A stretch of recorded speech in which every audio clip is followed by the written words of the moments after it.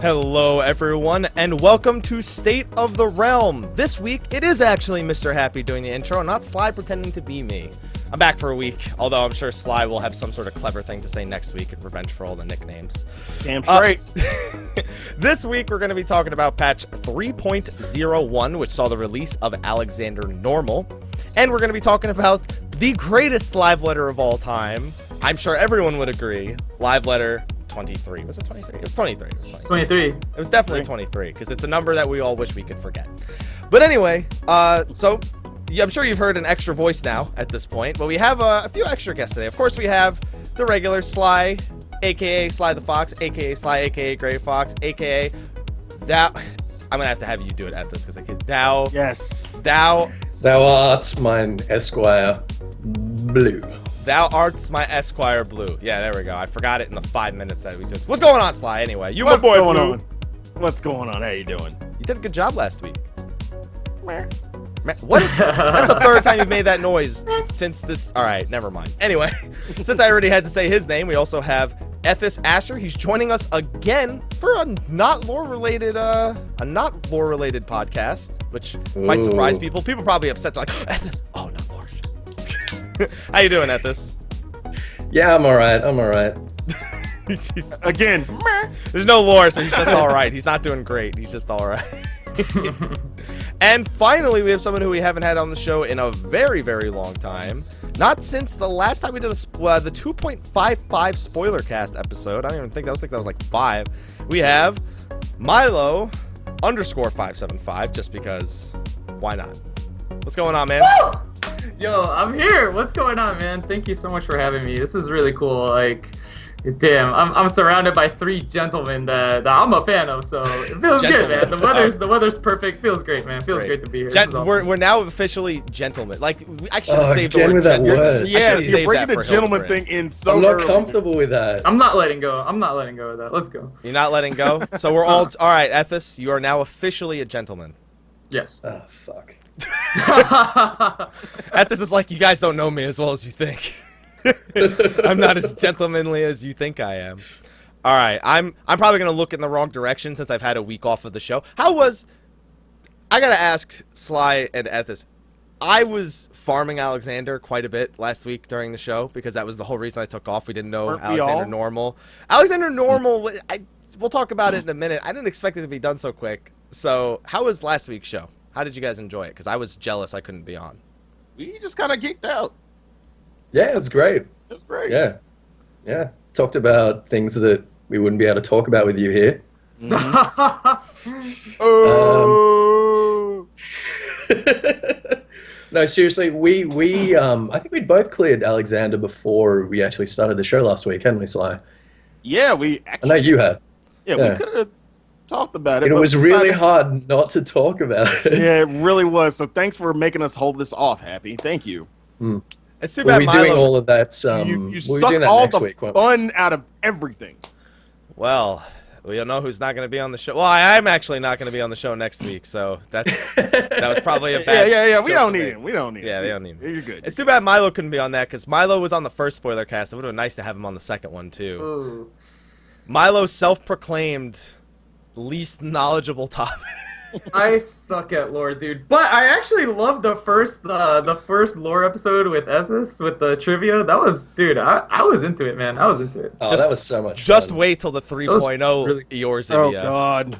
Oh god. Is that happening? Confirmed? Yeah, it's in the works. Confirmed. We gotta do it at some point. Like you can't not do Heaven's Word, or is it Eorzivia? I mean, dude, you named it. It's your name. I know. What is it? I'm gonna hold on. I'm gonna switch tabs because you guys are hearing bloop, bloop. You guys aren't hearing it, but they're hearing it on the stream. Yeah, no, because I keep wanting to say Eorzivia, not Eorzivia. Yeah, that's right. Eorzivia. Is it Eorzivia? Okay, see, I can't. Yeah, it's just Eorzia with the. I'm too dumb to get it right. I'm sorry. I'm too dumb to get it right. But now we're getting into an episode that's not even happening like for quite some time. So let's talk about this episode. Yes. You guys, the smiles on your face because you guys know what's coming up. You have I can tell everyone has a lot to say here. So we're going to talk about patch 3.01, which isn't a major patch, even though it did come with something that was considered by a lot to be pretty major, or we thought it was going to be, and that was Alexander Normal. The normal difficulty for people who mostly just want to see the story for Alexander. Got some opinions on it. I think we've all got some opinions, so let's do the whole roundtable thing. Ethys, why don't you go first? What did you think of Alexander Normal? I got to say, I'm always pretty sympathetic to the devs when people are complaining about stuff like this.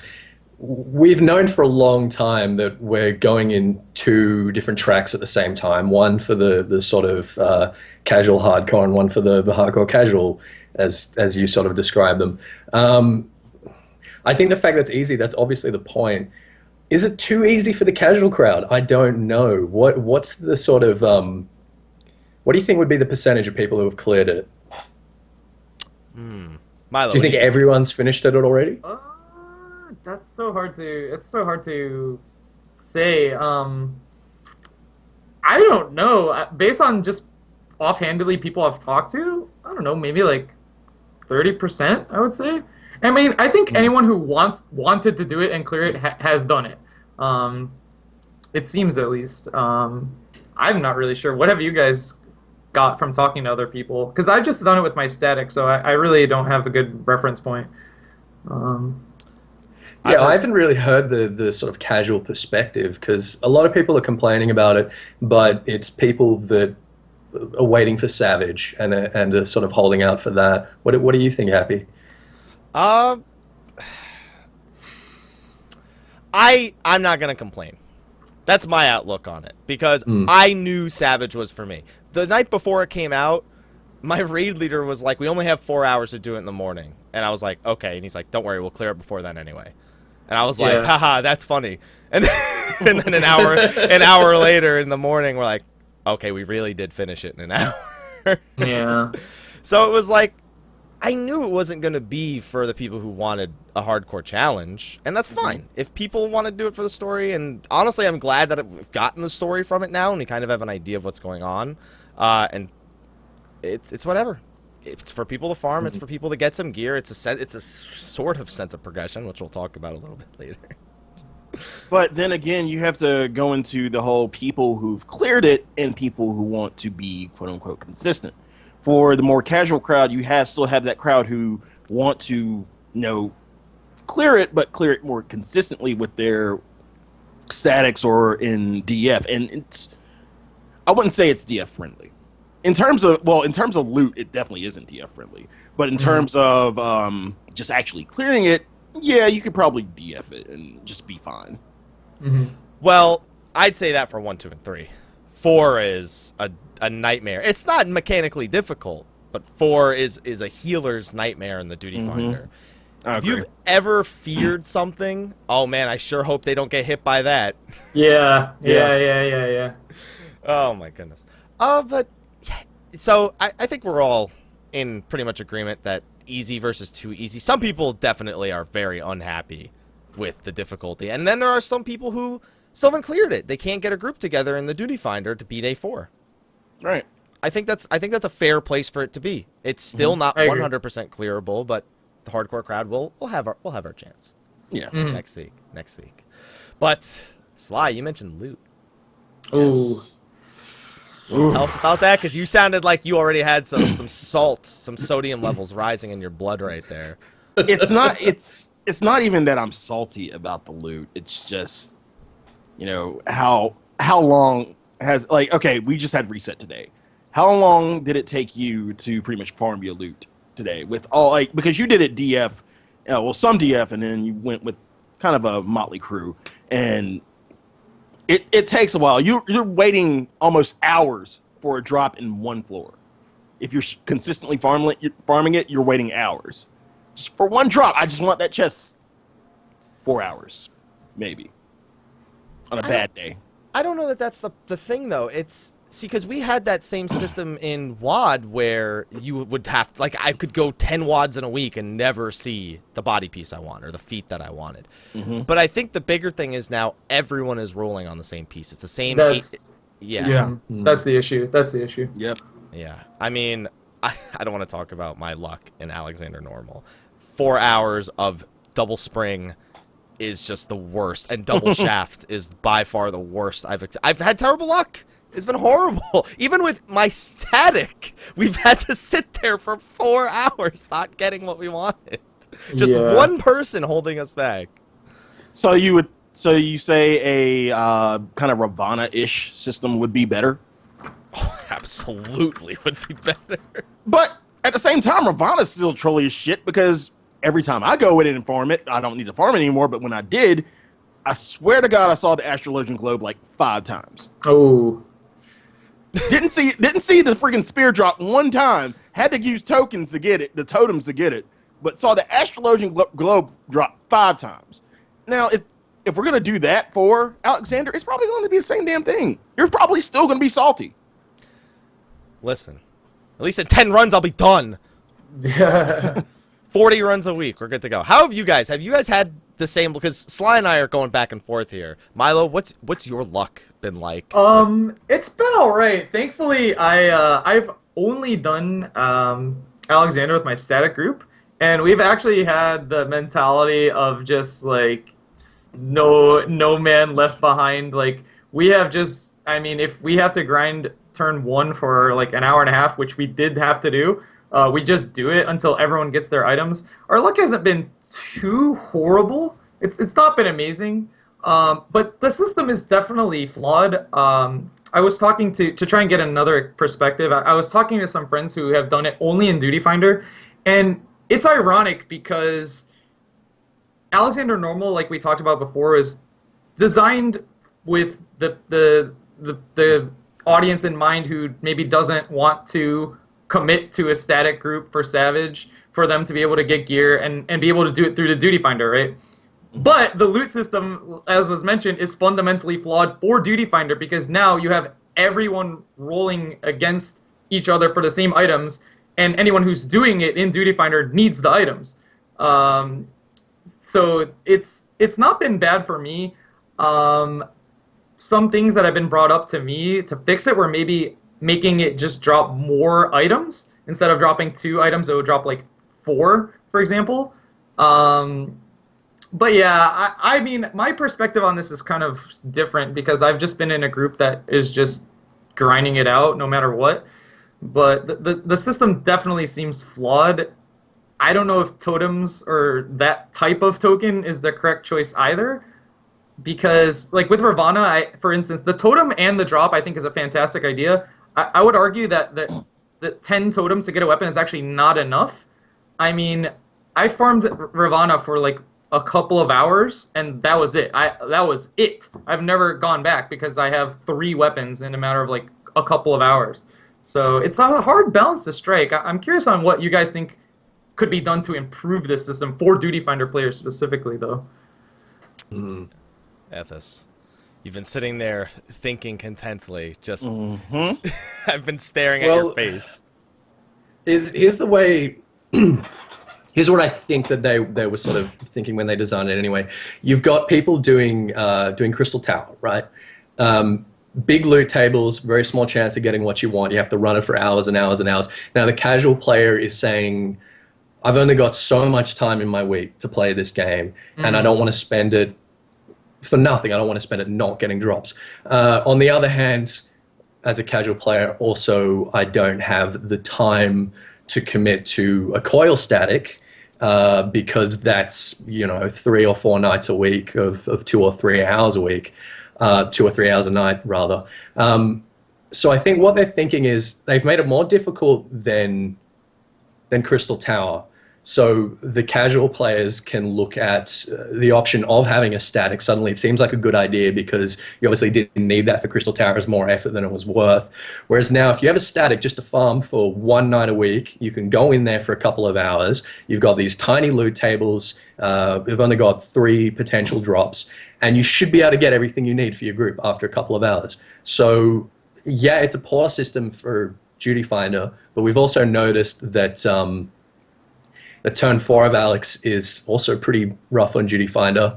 I don't think I think that they were really thinking of, all right, let's have casual statics getting in there once a week and sort of having their kind of community thing like the hardcore community's got. Does that make sense? I'd say it does. Mm-hmm. I don't know that I particularly I think that's the agree philosophy. that's what they philosophize. I think that I think they messed it up. I think that regardless, I've had such bad drop rates with the hardcore stat.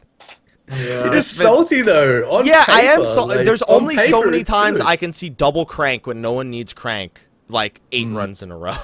You'd think that with a small loot table of 3 potential items, that maybe it wouldn't be so bad. Meanwhile, I've seen people who are duty findering it, and yeah, you do have to worry about rolling against 7 other people, but at least when you get your one item, you're out of there. You're not going back. And when you're in a static, it's like, oh, wow, yes, I got my item for the week. Awesome. 8 runs later, oh my god, just get him his item, please. I don't want to be in here anymore. I can't handle it.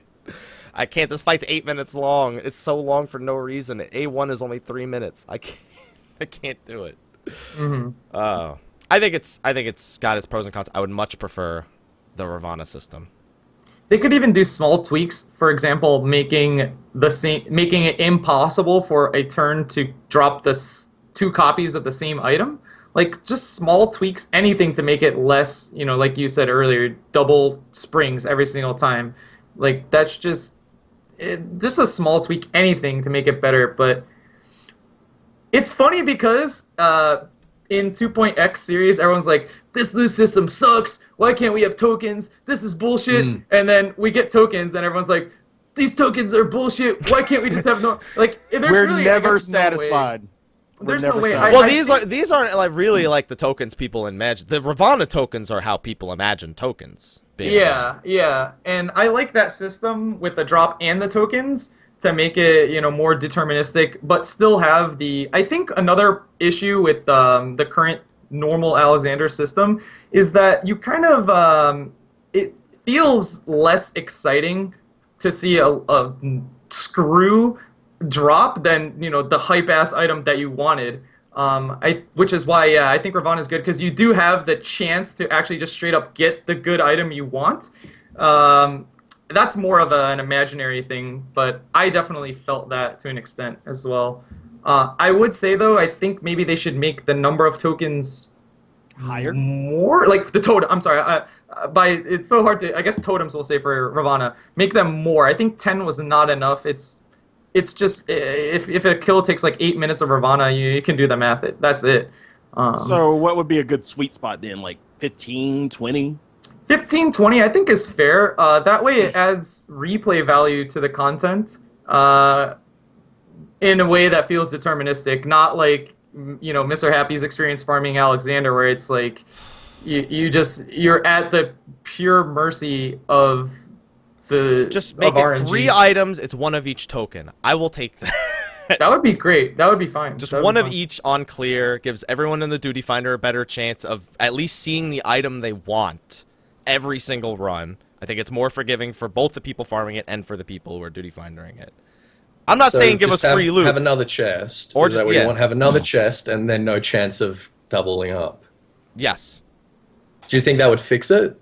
I think everyone would be happy with that. I think Statics would be happy because Statics, let's be honest, Statics aren't going into, I'm so excited to do Alexander or 1 over and over again. No, they want to get in and get out. So tedious. Duty Finder, people are like, Jesus Christ, I hope that my item drops and I hope I win it. Now at least you're eliminating the part where it's like, oh, well, okay, I know my item will be there. Since it's designed for casual content, all the people you listed at this, I think that fits them more, but they have like 2-3 hours a night. They at least know when they go in, they don't have to overcome the whole I hope it drops first. Before even overcoming, these other 7 people can all go to hell. We were friends until the loot fell into the table. And just fucking use Loot Master then. Well, you'd have to go in with 8 people. Yeah, and that's what I'm saying, like for statics wise, That doesn't change anything. We still got to drop. Yeah. Those bastards. Okay, so that just means that you only hate one person. Yep. No, you can still hate the other person who you type /random against. That's how we did in the old school days. Type /random or roll on it. So, bosses. We had the oppressor. We had the machinists, which was weird because none of them were actually machinists. Which bothers me a lot for some reason. You have living liquid. Ooh, Mr. Clean. I love that boss. Torque Master. Mr. Clean, he's the best. Torque Master Liquid. And then we have the manipulator. Favorites. Manipulator. Melee friendly. Done. Sly loves dropping the controller. There it was is. no reason for that. There it is. There was no reason for that, but he just wanted to do it. What about you, Milo? I loved. Are we allowed to call it turn 3? Is that kosher? Can we just call them turn 1? I'm calling them floors. Okay. I stared in a mirror for like 10 minutes, like floor. Okay. floor. Okay. All right. I just wanted to make sure I was, in with the times. All right. So yeah, floor 3, aka Mr. Clean, aka Twerk Master Flex. I like that boss fight the most. I thought it was a good balance of straightforwardness, but also there was some footwork involved. And the other bosses, by comparison, I thought were just not as exciting. Simple, if that maybe? makes sense. Yeah, it's interesting because, we'll look into this later, but I think turn 2 is the most boring, or floor 2 is the most boring on normal, but might actually be the most complex and interesting on savage. We'll talk about that later, but yeah. I liked floor 3 the best, that jiggle. Ethys? I gotta go with Sly. I preferred floor 4 just because we didn't have to do a damn thing. It was so great. It was so Particularly great. that last phase. That last phase when suddenly we need to be able to get at the rear and we're just like, all right, sorry, I'm back here. I can't fucking deal with anything. It's your problem. I can't see the orbs on the other side of the boss, so I'm obviously not the right person to deal with this mechanic. So that was my favorite, but I got to go with Milo. That mechanically, turn 3. We've been calling him Jizzman in my group. So I think Jizzman as a fight design was really good, and that's probably the one I'm most excited to see. In what's so funny? He's a big man made of jizz. He's made of And then water. He turns into a gross jizzy hand. H2O. Gross jizzy hands, and jizz is mostly water.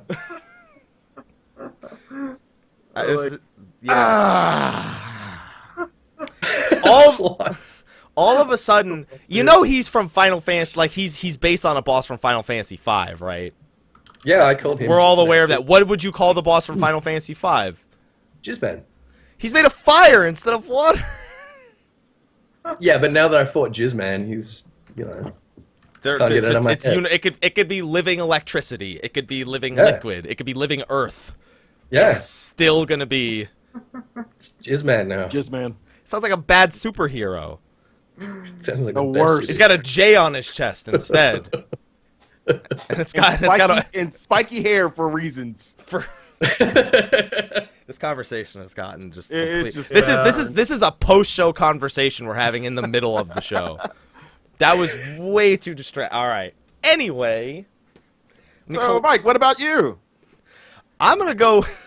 I was gonna say Jizzman, but now I don't even want to. I don't even want to like floor 3. I'm going with floor 2 because I love trolling people on the God Walker. No. Floor 2 is so many trust issues. Like I have trust issues with floor 2. When people, don't get bombs and I'm sitting there going ham, I'm not going to use like the little God Walker. I'm DPS. I don't have to. I have no reason to. So whenever people aren't moving the bombs, I have trust issues. It kills my DPS, but I move away because I don't trust y'all bitches. No, you know what I don't trust? When somebody in my group is like, I want to get in the other God Walker this run, I'm like, no. Because I know we're gonna be having a tug of war with the bombs. Over and over again, it's like, Sardigan, no! Stop! Stop it! He's like, no, I got it. No, I got it. No, I got it. And then it blows up in the middle of the room. So you're the walker, man, are you happy? And then you see a tank with like 5 stacks of fire vulnerability. Like, yeah. dude. It actually only goes up to 2. I thought I saw 5 one time. I don't know. I got hit by it over and over again. I never went over 2. I saw somebody else said they got to 3. I literally got hit by every bomb and never went over 2. I feel like I've seen 3. I know, right? Me too. I feel like Tuggle bomb. Oh goodness. I'm gonna go with 4 too because I just love being like, all right, guys, I've Gobwalker duty. I'm important, right? Yeah. I'm so important right now. Floor 2 is so boring though. It's not when you're in the Gobwalker. It's the only thing that makes it exciting. I promise. It's very exciting. Okay. So, we've looked at normal. I'm not going to answer this question. Okay. But we have Savage coming out in a week. Mm-hmm. I'm sure everyone's already looking at the fights going, how is that going to be different on Savage? So how's it going to be different on Savage, guys? Pick a floor. Each of you pick a floor and name something you think will be different. Come on. Well, Sly wants to talk about every floor. No, I don't. I actually love this idea. So the idea of doing content and sort of looking ahead, like not really focusing on this current content. Again, this is for people who are going to be pursuing Savage, which isn't everyone. But I think I would encourage everyone to try it too. So this is the first time, at least in Final Fantasy XIV, where we've explicitly known that these fights that we're doing in the end game are gonna be the same but more difficult, right? That in Second Coil, we didn't, when that was progression, we didn't know that there would be Savage later, so everyone's just focused on this. Also, as far as normal Alexander, I thought it was cool, and I would like not just myself, but to hear your guys' opinions on floor 2, because on floor 2 with the Gobwalkers, right, they put them into normal, and they're absolutely unnecessary, right? When we got in there, I jumped in one. I was like, I'm gonna be a good boy. I'm gonna take screenshots of all the abilities, and then they weren't needed. But you have to assume that the Gobwalkers are going to be needed in Savage, right? What do you guys think about that? If I were to assume anything in Savage, you're not going to have them. You're going to have to move your own damn self. No, really? No way. Yes, really. Because There's a 0% chance of that. I'm like it because I've done it. Like a group I was in done it without using the Godwalker. I think they freaking just left them. The Gobwalkers don't help in normal though, so why would they put them in? That would be Yeah. so weird if they weren't there in Savage. We just moved everything else. I mean, we just got out the fucking way. But again, I have trust issues, so I'm gonna get out the way. Fucking period. I might lose DPS. I don't give a shit. I don't trust y'all. I don't trust whoever is in the Godwalker sometimes, except for in my static because. No, all of a sudden he's backtracking like shit. They might be watching. I trust you. I swear. I mean, I trust my static. It's just every other group. I don't trust y'all. I'll lose DPS. I don't give a shit. Ethys. Well, Pick a floor. What's Sly, gonna be different? you won't be pugging Savage Floor 2, will you? Oh no! I ain't gonna put shit. in Right. Savage. So we've established that you're going to be trusting the people that you're doing Savage Floor 2 with. Damn straight. So there's no reason for there not to be Gobwalkers on Savage Floor 2. I'm not saying there's no reason for it, but I just think they're not gonna be there. I'm just really interested. Why would they put them there in normal and not have them in Savage? Because I feel like there's so many mechanics that are incidental in normal. Like they're there. There's like stacks being picked up. There's things that need to be moved around. But it doesn't really matter if you ignore them. I feel like they're all leading into something. Why do you think the Godwalker might be different? Do you think it'd just be harder without them? Yeah. I mean, Okay. not that much harder, but still, yeah. I mean, they're probably gonna throw more bombs down the way, but yeah, that minus Godwalkers, equals a little bit more difficult.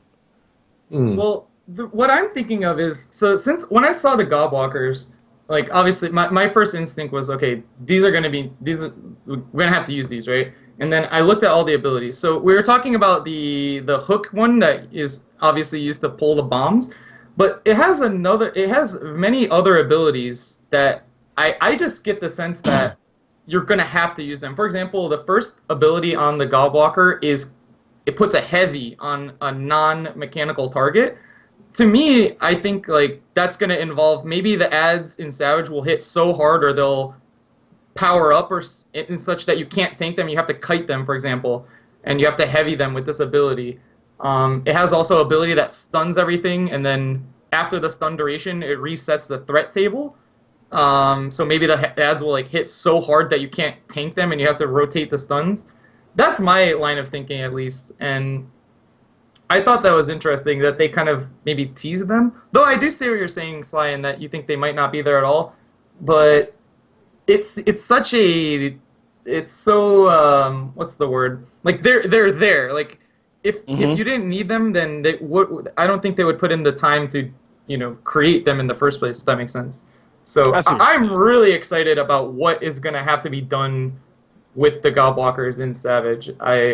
They also have this ability that makes the mobs take more damage, which right now in normal doesn't matter. Maybe in Savage there'll be like some extreme section where you have to burn down an ad really quick, and you have to use that, for example. That's at least how I looked at it. So Milo, who in Savage, who would you put in the Gobwalker?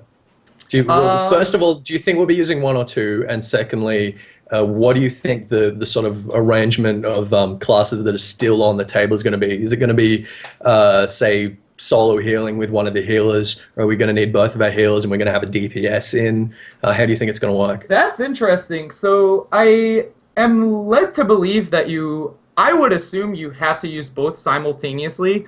I would imagine the bombs are going to be even more of an issue, that you'll need to pull them. And perhaps even when we first went in there, we didn't even realize about the pull thing. We were using Fluid Aura from White Mage. Maybe you'll need to use all three. I have noticed that summoners are extremely powerful in this fight thanks to just the extreme amount of ads, so multi-dotting is prevalent, and I can't imagine you would put a summoner in there. Our summoner's been insisting on going in there. Dude, your summoner's missing out, dude. Your summoner could be partying all night. He loves it. Yeah, it's interesting. I mean, we'll have to see what the health and things look like. Maybe this is wishful thinking. Maybe we'll need to actually swap based on the current wave. Like some waves, I would imagine in Savage you cannot solo heal. For example, when you have the huge Omega tank and then the ads, like that's not solo healable, I think. That's if the waves that would be are even crazy. The same. They could be different waves altogether. That's true as well. And so also I got to ask you guys this. So from my experience, it seems that are the waves on a strict timer, or do they come out after you kill the previous wave? It's like turn 4. It's like turn 4. Okay, so it has a specific timeline that happens no matter what. Oh yeah. Okay. The Duty Finder will show you that real quick. Okay, because do they come out? I'm sorry. Go ahead. No. Go ahead. Yeah, and so I'm just really interested in the Gobwalker because before Alexander came out, I was talking with some friends and people asked me what I would want to see, and I said I want to see twin bosses and I want to see a gauntlet, and we got that. And this gauntlet, like with vehicles, this is also the reason I'm so fascinated, and the reason, as like a counterpoint to Sly's example, is since this is the first time they've ever experimented with using vehicles in Raid in Final Fantasy XIV, that's, I guess, what gets me so excited. And then just looking at the abilities, you'll also need to manage the resource bar on these. But I guess to get to Ethys' original point, I want to say maybe your Bard or Melee. No. Hell no. Nope. I'm not going to that shit. Fuck that. Well, No. that's the other thing too. I'm thinking of. There's so many things to think about, and that's why this is so exciting. There's so many things to think about. Like Battle Litany is such a savage buff. Like, can you live without that? I don't know. Yeah, can you? Yeah. Yeah, can You're you? gonna put us in there? Shout out to Battle Litany really quick. That spell is amazing. Would you trust a Dragoon to do kiting and debuffing and interrupting and things like that? Is that where you want to see us? I'm so glad I have Ethys on my side. I have another dude in here. I love this. Thank you, Happy. Good Lord, thank you. I don't know, man. I don't know. It's gonna be so interesting because yeah, maybe you're like, it's a completely different roster since now two of your 8 members are not a class anymore, but a tank or like a vehicle, right? So I mean, that's how Destiny did every single raid encounter. So maybe we're just learning from that.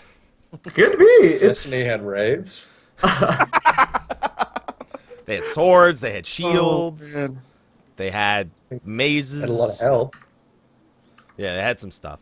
So everyone just focused on floor 2. Is there another floor anyone wants to talk about? We'll talk about floor 1. There's a few interesting things in there. Oh, yeah. I think floor 1 is probably the most obvious of what's some of the things that are going to be different. Yeah, well, there's a lot of stuff going on in there. I mean, we've got these sort of split and stack kind of missile things, similar to Turn 8 and Turn 11, and that'll obviously become pretty critical. With the beams that we need to put the ads under to deal with the missiles, I don't know, could there be more of those? Could you have sort of different configurations of them with different colors, something like that? Oh, God, please don't say anything about colors. Yeah. Oh, God. Just for you, Happy. Just for you, I hope there's like a red one, an orange one, and a purple one. I might not have trouble with that because those are vastly different. Those are vastly different colors. If you made them light green, and yellow, I would be screwed. Or blue, purple, and Royal Mountain Majesty. I don't know. All right, we'll go with that then. That's what our crayons say in America, by the way. They say Royal Mountain Majesty instead of purple. Royal Mountain Majesty. It's part of our anthem. Yeah. We have to talk about that in post-show.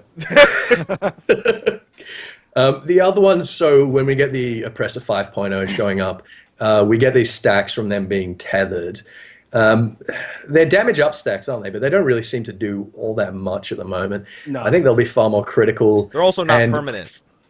They're not permanent. So I feel like they'll obviously be permanent, a lot more critical, and they'll probably build over time as a sort of soft enrage.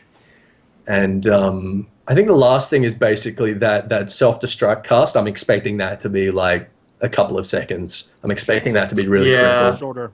That would be more strict. Also, I was wondering about the praise. Does anyone know if those split damage between someone gets targeted with or not, maybe it's not called prey, but the bullseye, and then it just does like a stream of missiles? It is a prey.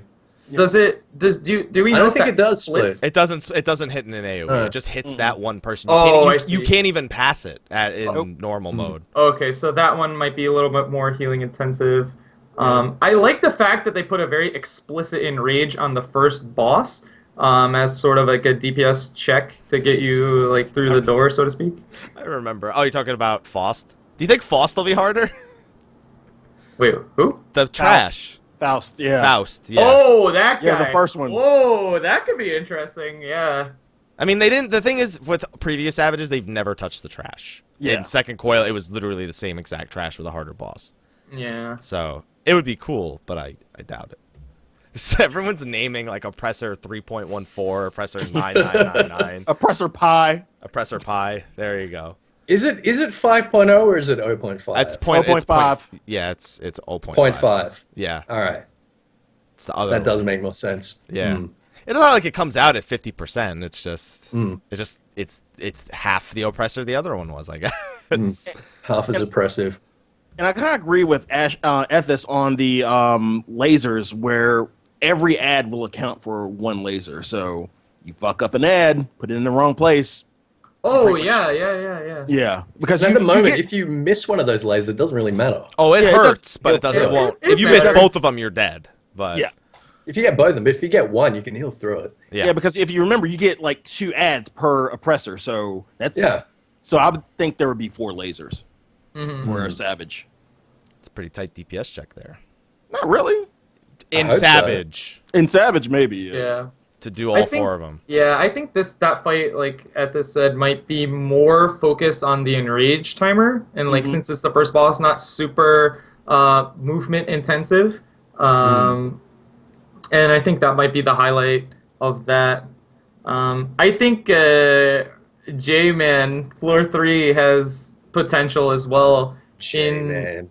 Like, I don't know if we have time or if you guys want to talk about J-Man. He seems interesting as well. He has potential to do anything.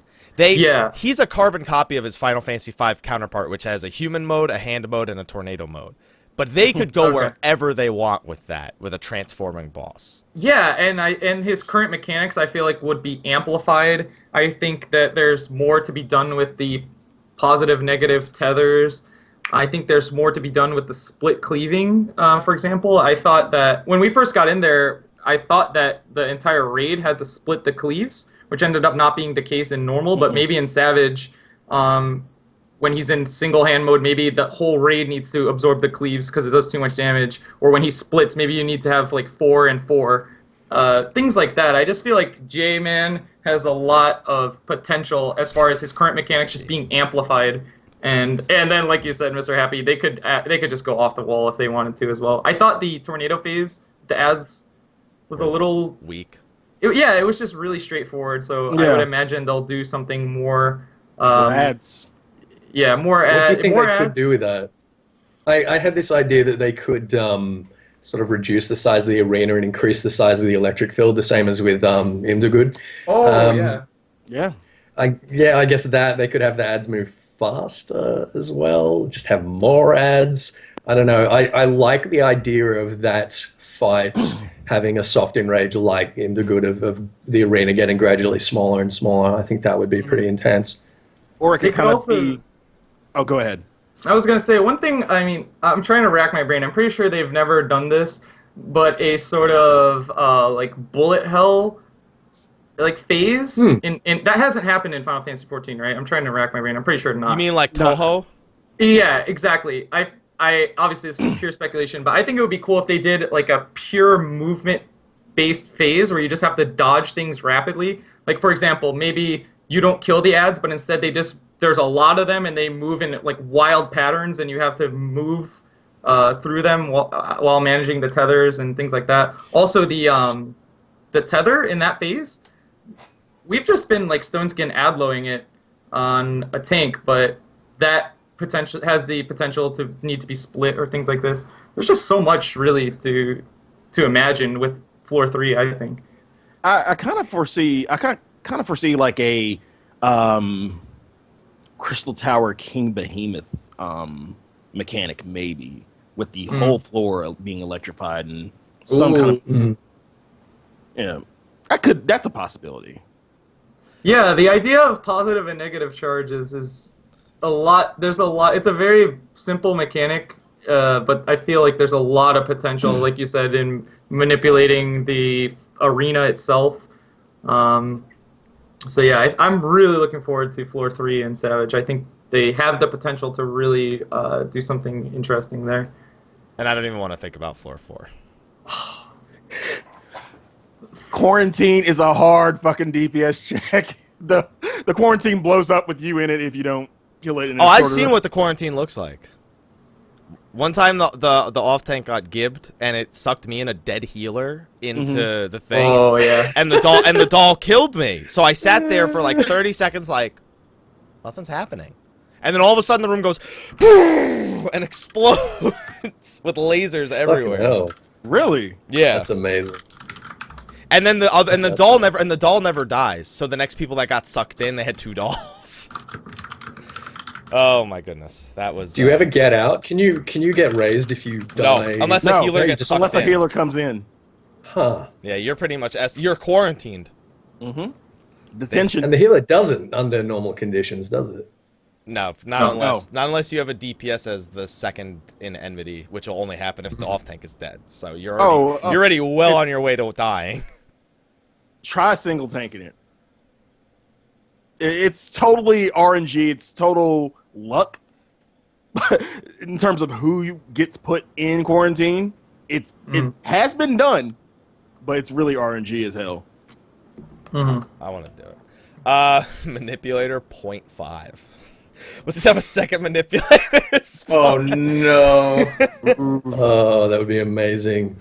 No, it wouldn't. What about giving it some movement?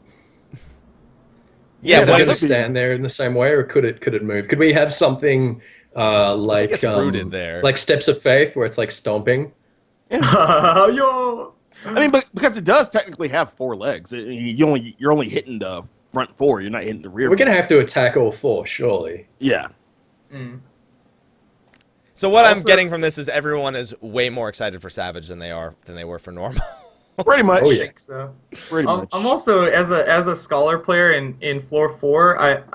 I've been looking for an excuse to use deployment tactics. So creating a It's a great massive skill. shield and distributing it. And so far that hasn't ever been necessary. But I think on floor 4, when he transitions, he does the big AOE and it gets progressively more intense. So That's a great skill. that could be that will be interesting. Like how extreme that damage is will be really interesting, I think. But Milo, you need Yes. to really look at the raid to figure out where you're going to use dissipation. That too. I mean, dude, when I heard about dissipation, I thought like, okay, we're gonna use this to create the most monumental ad loquium of all time with like Fey Illuminati, convalescence, all that shit. Fey Illuminati. And yeah, I hope that happens. Just as a side note, to all my scholar players out there, like I really think that in the floor 4 Savage, you might need to just drop the tactical healing nuke, or tank limit break, I guess. One of those two things. But come on, man, that's no So fun. we still have a week till Savage, though. What do you guys think about this whole 2-week break thing between these content updates? Is it well paced, or are you just getting anxiety waiting for the next patch? I honestly think it's well paced because if we had Savage, we would kind of. You'd be hosting the show right now. I'd probably be hosting the show, but 9 out of 10, it would probably be done already.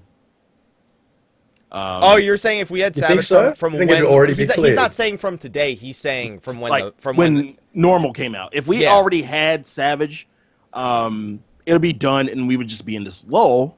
You would have more stuff to farm, I guess. So there's a little bit more to do, but you would still be in the lull that we're in right now. you'd have PvP So- already. PvP. You did really not just say that. You really did not just say that. I'm just saying, we'd have something else to do. Okay. Yeah, we would just be in this lull where we're at right now, and you'd have pretty much nothing to do but, bitch about our drops and normal. And That hasn't changed. That would be any different. like we do Yeah. most of the time between pretty most much. patches.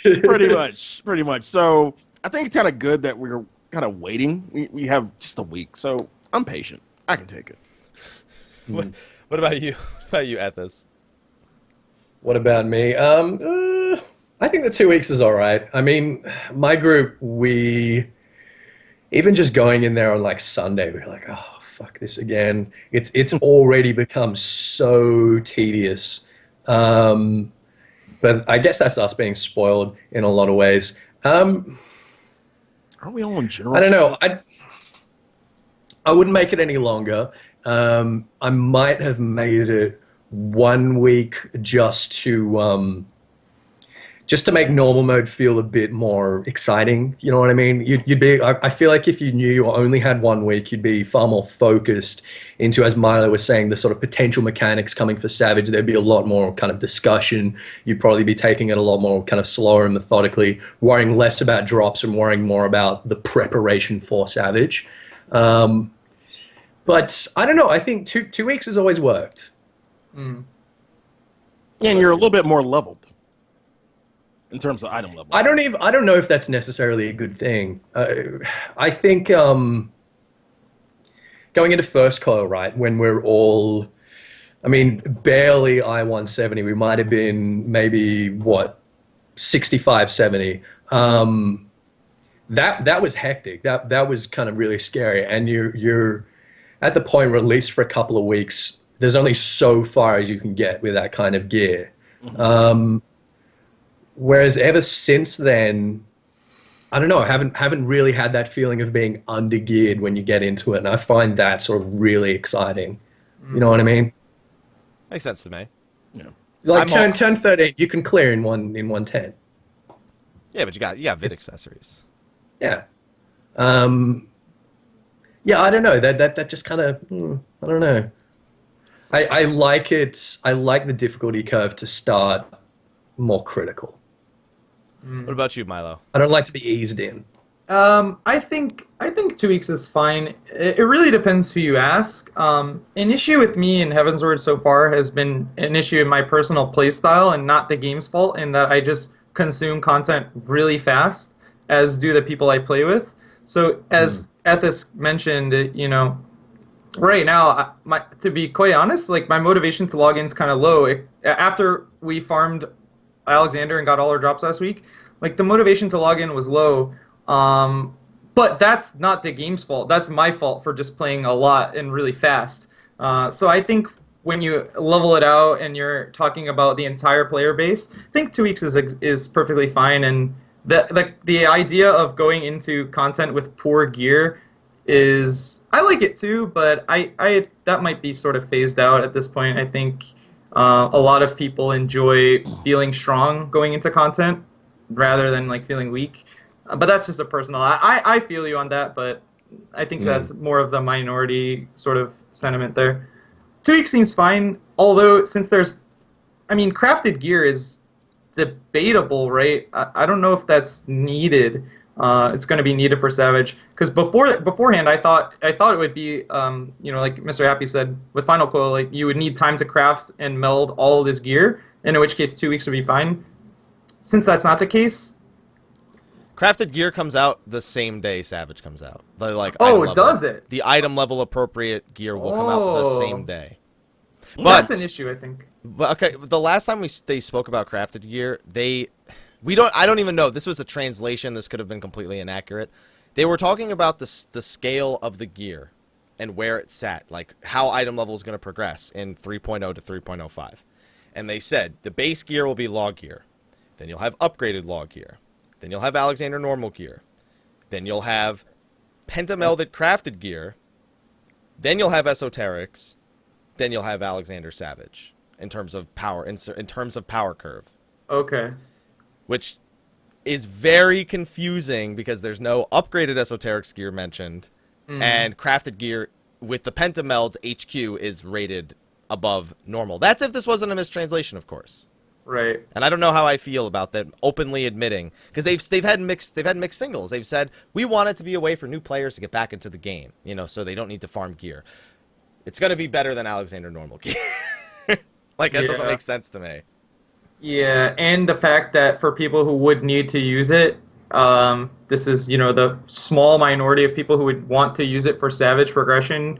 Like you're asking them to craft it and meld it all on the same day when the raid comes out. That seems mistimed, I think. But again, that's a problem for such a small amount of the population that I guess it's not a huge deal. But it is confusing. The relative power curve is confusing, like you just said.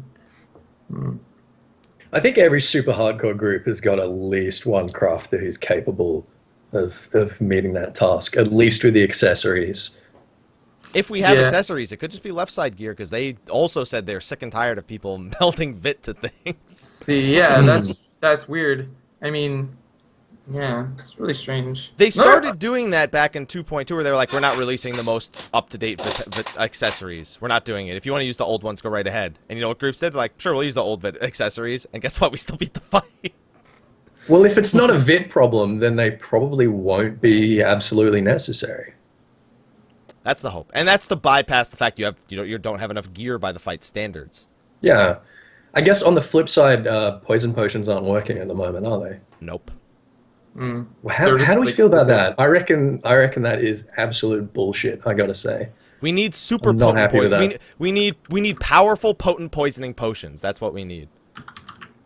I don't use Powerful, poison pot, potent- so I don't give a shit. Poisoning. Powerful, How potent many poisoning Ps is that? potions. Every extension of it needs to have another P. So we can go. Yeah, I'm just straight Potions. straight potions. And so. and by the way, these new stat potions are not easy to make. I don't know Are they if you guys expensive? have. They are very, very hard to make right now. You're talking about the draconian, right? The draconian potions. No, I've heard that. There's also no new ethers, as far as I know. No higher level ethers. Okay. And elixirs have like a 7-minute cooldown, so no one wants to use those either. I We've get the got sense. I get the Go, Maya. sense, other than like the super, super, super cutting edge, like world first tier. So like myself, for example, like maybe would use X potions of stats still. Maybe. I mean, if they're that monumentally expensive to make and to craft, I don't know. What do you guys think about that? I mean, I guess this varies, and a lot of people probably wouldn't even use X potions, but the draconian ones are really expensive, right? Is that feasible for the average player to use at this point, Happy, do you think? I don't think the average player can afford draconian potions. And the food is just as bad if you want up-to-date The food's food. bad too. That's actually something I was going to mention. So about crafted gear. So there's a very strange issue with this game currently for healers is that the current law and Alexander and Ravana gear for healers has no accuracy. And so actually the only way to hit the accuracy cap is to use the new HQ accuracy food, which last I checked was 125k for 30 minutes of use. Like, so one fish, I believe, was 125k. This was last I checked, so maybe it's less now. It's bad. But that's pretty extreme. The fact that healers specifically cannot hit accuracy cap, like, normally is, without using extremely expensive food, is another, I guess, area where crafted gear might come into play, but that's just a random thought. And the thing is, these are considered vital components of progression. If you don't bring every edge, you are basically saying, I want this to be harder. I want this to take longer. True. And the edges that are currently, it's almost like vanilla WoW type, like collectible, like collecting things and materials and whatnot. It's a very, very overwhelming experience, and I think every average player is still going to be using black truffle risotto. They're still going to be using X potions, and there's no new ethers, so even healers are stuck with X ethers. So I'm really interested to see if these recipes see any changes the day of Savage, or if they see any changes at all with the difficulty of getting the items for these things and then actually crafting them. I think it costs more to make a draconian potion than the draconian potion sells for at this point.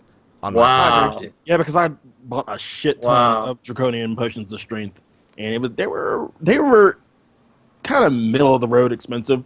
So I mean, and this is coming from a dude who's like third world in Gil. So I like bought what 30, spit about maybe about 400k. Damn. All right. Well, luckily, what you're talking about, what you were just talking about right there, Milo, leads up into our next topic after Alexander Normal. But is there anything else we want to talk about in 3.01? I know the changes to Bard and Machinist were big, but I'm the only one who's even dabbled in it. So I don't really I've played a bit of Machinist. What's a bit? I'm at 50. Okay. You don't have Gauss Barrel yet, in other words. No. So the only thing they changed. Yeah. So Okay. no. Okay, yeah. I don't think we really need to touch on Bard and Machinist. They got buffs. Whatever. Hooray. It's worth using Wanderer's Minuet and Gauss Barrel now, as long as you don't try to run around for 10 seconds with them on. And do nothing for 10 seconds with them on. Pretty much. All right, so with that out of the way, we have the live letter 23. Oh, God. There's a reason why we took a really long time talking about Alexander Normal, guys, and it's because we really didn't want to talk about live letter 23. Look at Ethys' poor face. Oh, no. Should the name of this live letter have been Get Good? Because that's what I'm thinking. It's not, he didn't only say get good. He also said stop asking the same questions you ask every live letter. It's the answer's the same. The devs had to kind of take a stance sometime. Yeah, Like this is the first time I really in me seeing the devs kind of put their foot down, and I kind of like that. Look, they Devs got did that. They put their foot down and they told everyone to get good. And then they said, "Ooh, 2-year anniversary! Oh, we got some really exciting stuff. Here's a coaster." And I was like, Yeah. "Come on, fuck off!" And you think we're bad? Yeah. Yeah. Well, every time I want to type in chat, I have to mute my microphone. Otherwise, they will not be able to hear you over me typing. Oh, God. It was the answer. I mean, don't get me wrong. This was the most Q&A they've ever done. 90 questions approximately they answered. You got to give it to him there. And Yoshi P even was like, "God, pick a different question." Like he didn't look like he was enjoying it. Yeah. Oh my goodness. But so with all these questions, there's zero chance we go through all of them, and so many of them were like, "Oh, if we're getting any new hairstyles? We didn't ask when we get add-ons, surprisingly. You just came out with DX11. When's DX12 coming out?" Yeah. It's like, oh, can we fly in 2.0 areas? That's another one that's on resurface. Separating the Aurora horns from their face. Like, so many questions we've seen every time. So, can we just all each pick a few questions, our favorites, even if they were terrible questions that just made us laugh? We each just pick a few questions and go through them and discuss them a little bit. Sure. All right. I don't even want to talk about mine, but so we'll do mine later. Sly, I want to know what your few thoughts were on the live letter for this one. Well, starting with my job, the positional changes with Dragoon, I'm indifferent. I'm really indifferent about it because I'm already used to it. So, maybe changing the positionals on the fourth finishers isn't really going to do much for me. It's not going to do a whole lot because I'm fine with it. The whole RNG aspect, there's not really. It is RNG, but I'm fine. I'm fine with the way it is now. I mean, if they want to put it cement it to where the chaos thrust will be maybe willing thrust after that, or the true thrust will be fang and claw, good. But I'm still indifferent. Really, the next highlight was about Bard because that's my second job, and people complaining about Bard, and amongst all other responses, this get good it kind of was the funniest because I hear the most complaints from either bards or machinists, and out of the two, I think maybe machinist feels a little bit more warranted than bard. Go ahead. I will say machinist has some poor play patterns. It does fine, but it has some very unrewarding play patterns, I feel. So I kind of agree. I kind of agreed a little bit, even though it was harsh as shit the way he said it. But he said it so nicely. It was so harsh as shit, but he said it nicely. I mean, we kind of got what he was saying. Just get good at your job. Tough love. Tough love. We need that tough love from Yoshi. Really, I only had two. That's it? You didn't think there was a funny question? Something that was just, why is this here? Oh, I'm sorry. Honest, that was the entire second half of the live letter. Don't worry. To be honest, the whole live letter, this was probably the most blah live letter I've ever seen. It really was. It's so strange because they just answered questions, 90 questions. They were just... and I was expecting to see, hey, some content, something, show off something. No. Q&A session. Coasters. Coasters. Well, I guess he did say the next live letter would be coasters. A lot of Q&A, and he definitely delivered on that promise. Oh yeah. Oh yeah. All right, so those only two you got, Sly? Yeah. All right. Ethys, I really want to know because we got show notes back here. You wrote a friggin' novel. Ooh. I always do. I can't help it. Well, I guess first I can speak to the Dragoon thing a little bit. It only really makes a difference in Ravana for people who can actually play their job properly.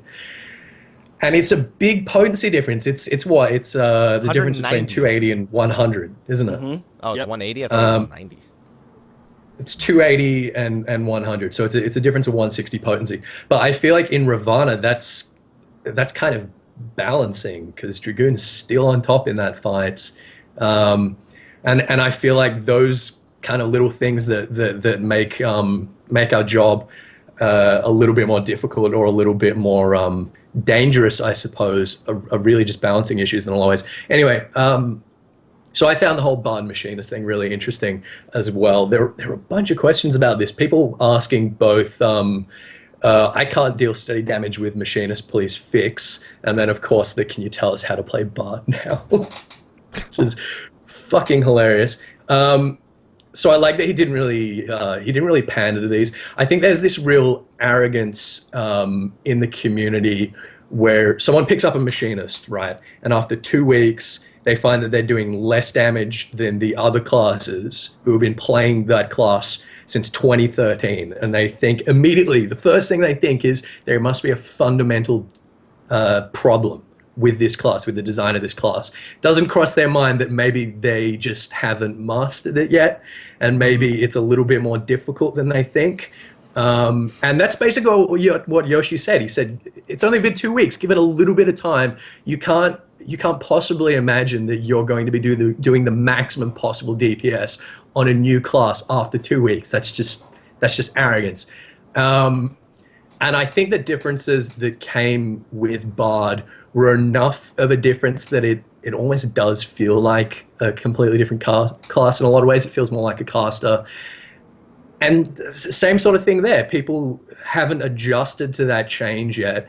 I've made a lot of bards upset by saying this, but I know for a fact, I know some bards personally that play bards specifically because they find it easier than other DPS classes. And the issue they're having with this sort of slight skill cap raise is they don't get their face roll class anymore. That's not an option anymore if they want to maximize their DPS. And that's where a lot of the hate is coming from. And I think it's interesting that Black Mage with Enochian, they've had similar changes where, suddenly their class has become significantly more difficult. And not many of them are complaining about it because I feel like a lot of Black Mages kind of relish that challenge, if that makes any sense.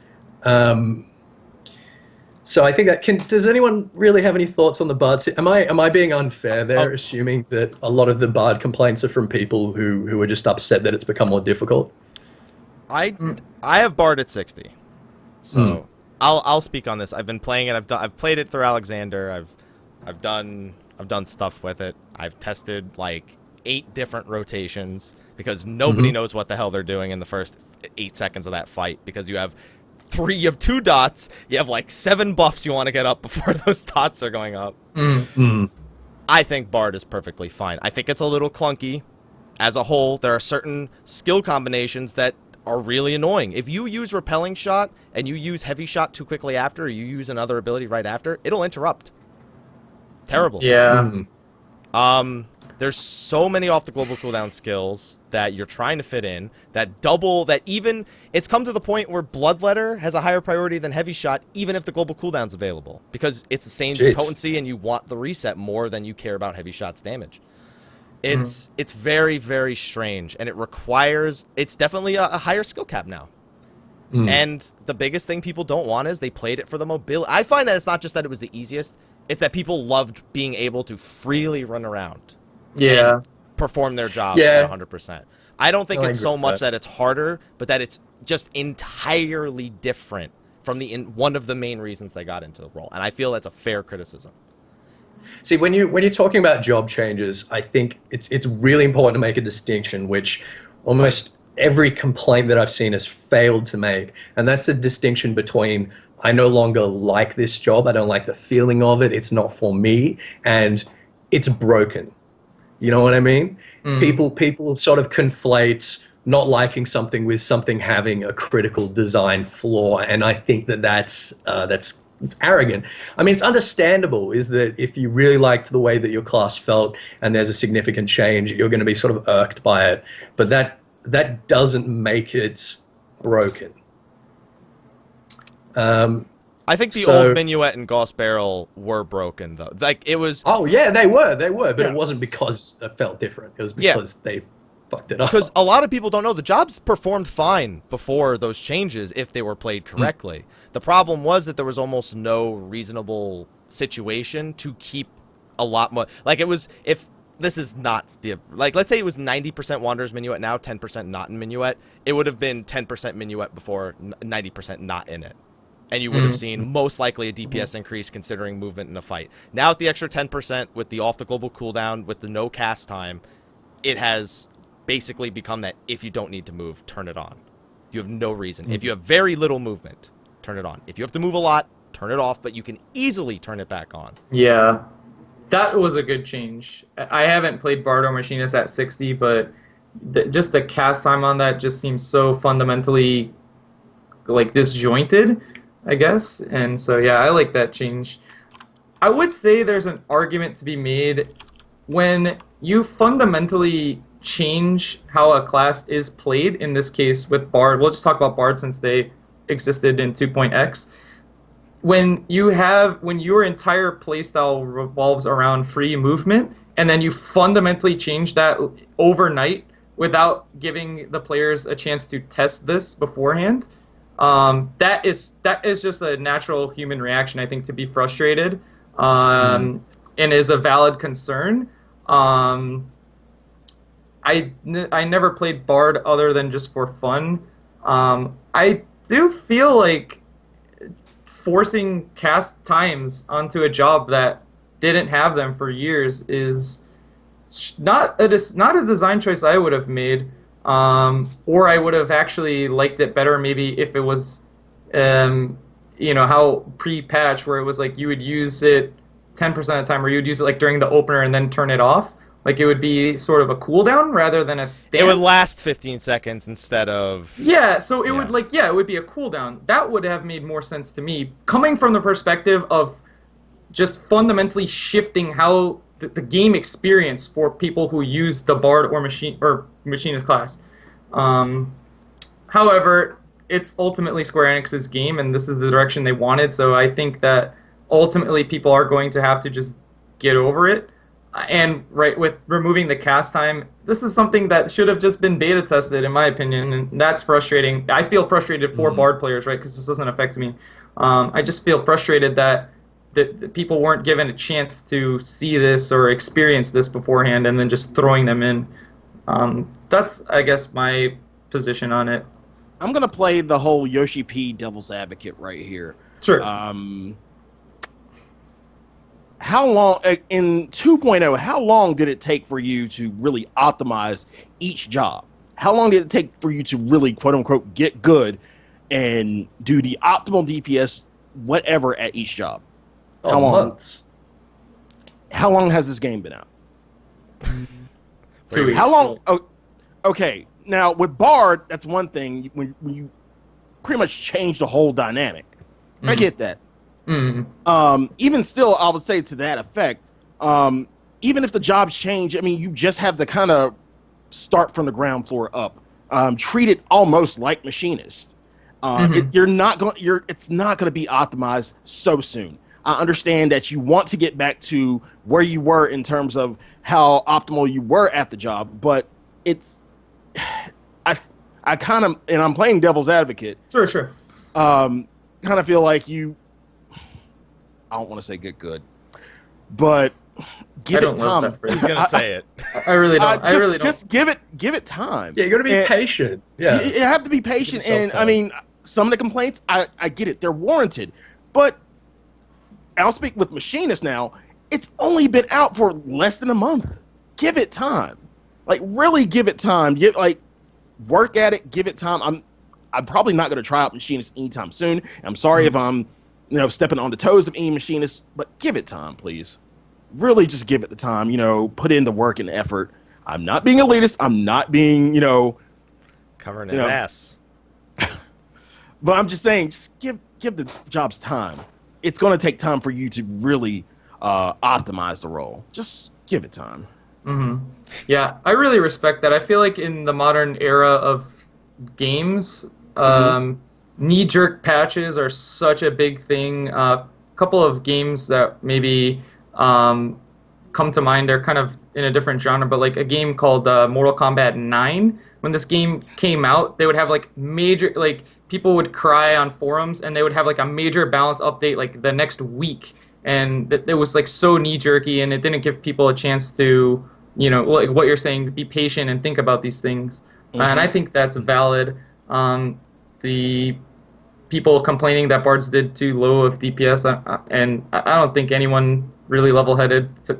I mean, everyone who I guess thinks about the game on a more deep level understands, like, yeah, you're a support class, you're supposed to do less damage. But other than that, yeah, I agree. Other than the only thing for me was that giving a class that people liked it because it didn't have cast times, and then giving that to them I thought was an issue. But other than that, yeah, I totally agree. Something like with Dragoon, right? Like the 50-50 of the end of your combo. Yeah. Like you just simply stand, if it's one is the side and one's the back, you just stand in the middle of those two. Stand in between. You got 2 seconds to work it out. Think I guess like the point being is just I'm glad that the dev team is taking a stand and standing behind their decisions. And I'm sure if it really is an issue, like Wanderer's Minuet and Gauss Barrel were so clunky that it was just undeniable, they changed it. And so yeah, I respect that. I think it's fine. That was, I want to remind both of you, that was one of Ethys's points. Yeah, that's true. He's got more. He's got 2 more. I got more. All right. We were talking about this the other day. Sly, Mike, you were both complaining about the Moogles. Everyone's complaining about the damn Moogles. There was a question. I think there might have been a few questions, actually. Basically, people complaining about the difficulty of side quests. Now, there's no gate. It's not a progression wall. You don't need to do it. There's no sort of necessary rewards. I don't think there's an obligation for side quests to be quick and easy. I can understand them being frustrated, but again, it's that difference between personally not being into something and thinking that it's sort of a design problem. And I guess on the flip side is if you had a lot of lore in those side quests that you're sort of turning people off doing by making them sort of tedious, then people aren't going to be able to get that lore. But there wasn't really even that much lore in a lot of the side quests in Heaven's Ward. No. I found, for the most part, it to be pretty kind of shallow and lacking, and I was disappointed in a lot of points from a lore perspective. So how do we feel about that? How do we feel about their reaction to, I guess, the Moogle quest, but not only the Moogle quest, this idea of side quests need to be kind of really easy to knock over? It's not. Is it just lazy players? It's not even a matter of just difficulty. It's just the I would just say impatience. Because when you really think of a side quest, you think of really just something you do on the side, and it gets you XP, get in, do it, get out, move on about your life. So it's not really in the matter of difficulty. It's just, like, if it's really worth the time. And for a lot of people, I think, to compare to the Moogles, even the Durgans, like, even though I like Durgan Daycare in comparison to the Moogles, it was still kind of a, I want to, kind of move on. And when you hit that kind of level block in terms of story and you have nothing else to do, you kind of have to do side quests. You kind of either you're going to do side quests or you're going to do dungeon spams. Pick one. And if you end up doing side quests, it's just extra XP for doing whatever you really don't care about. I don't think anybody reads the actual dialogue, except maybe it's me sometimes. I was like, do you know who's on this show? I know. That's why I caught myself. But it's just an essential time waster with the whole Moogle thing in most side quests in general. What about you, Happy? I hate Moogles. The level 58 Dark Knight quest was the most satisfying quest in the game because you just get to kill Moogles. It was I almost wanted to abandon it and re-accept it again because it was just such divine justice. In reality, I went back and I had to do them on a second character. Second time through, wasn't bad. Not bad at all. And Ethys actually had a very interesting take on the Moogles themselves in that they're supposed to be shitty side quests because they themselves... It's satire. It's satire for tedious side quests. They even tell you. Hilarious. They even tell you. There's a line to be drawn with satire. They're trolling you. It's fucking great. But, okay, when the first like 5 or 10 of them are satire, that's okay. When the next 40 of them are still satire, it's like But you don't have to do those 40 of them. But I don't want all the.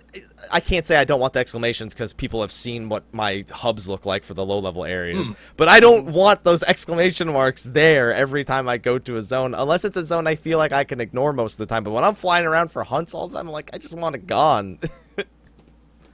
Well, if you're a completionist, then yeah, I guess that makes sense. Look, do you think people would accept them more if there was some interesting story and lore? I think someone was mentioning in the chat they don't contribute to the story, they don't contribute to the lore. I don't think people would fucking notice whether they did or not. I honestly think that 99% of the player base, you could have some absolutely amazing story in those Moogle side quests, no one would know. I would know, Sly would know, Happy, you wouldn't know. Oh, I would find out. You're skipping all of that shit. Because I'd say the hunter, the Chocobo Hunter side quest in the Forelands was actually interesting. Yeah. Yeah, some of that was interesting, yeah. But, yeah, there was nothing to be had from the Moogles. It was just, they were just fucking lazy. That's it. Do my gerb, scrub. Yeah, but I guess my point is that I don't think giving them an interesting story is going to make more people enjoy them. I don't think that's a solution. There's some people that just don't like side quests and they're just not going to do them. Or they're going to do them and they're just going to hate them. I don't know. I don't know how you could make them happy. You can't. Less fetching and more killing? I think it wouldn't. I think bottom line, it wouldn't be so bad if the Moogles weren't just stuck under rocks and shit the whole time. I'm gonna switch back to the regular state of realm overlay for a second because I need to put myself on D&D because we just had the Skype pop up again. All right, and we're back and nobody's camera's messed up. Milo, you were quiet over there. Yeah, I've been thinking about this. I don't have too much different to say. I just agree that the time versus reward component to the side quest in Heavensward felt wrong. For the effort that it took to complete the quest, it felt like the reward did not represent that, as has been seen with the massive trend of leveling in Northern Thanalan. I think there's a fundamental issue when leveling in Northern Thanalan is a more appealing option than doing the brand new content that they've been working so hard on. And I think that stems just from the base XP reward of the quest feels low.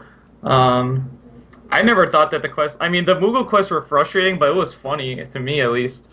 I just thought that it felt like just the entire, and I feel like the side quests, you have to talk to them relative to the other options because they don't, really exist in a vacuum, right? So you have to put them in the context of dungeons and main story and fates, right? Those are your 4 options. Fates were an absolute joke as far as XP reward in Heavensward. That was, they missed the mark on that. I feel like they were just not worth doing.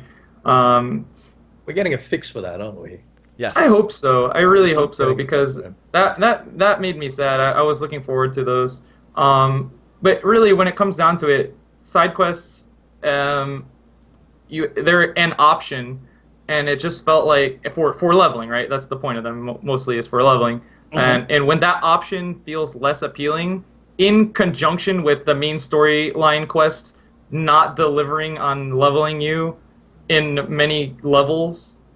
I think 56 and 58 were the main culprits where you did you got 10% of your level and they're like, all right, go have fun now. I think that was the issue, just the relative, and then it came down to really just dungeon grinding, or Northern Thanalan Fates. So hey, that's my take. The Northern Than Book Club is awesome. Dude, I mean... The Northern Than Book Club is the shit. That's where it's at.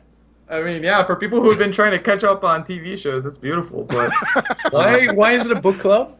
Because it looks like, okay, I call it a book club because every time you go to Cerulean, you just see a shit ton of people standing around. Usually in a circle, it looks like a fucking book club.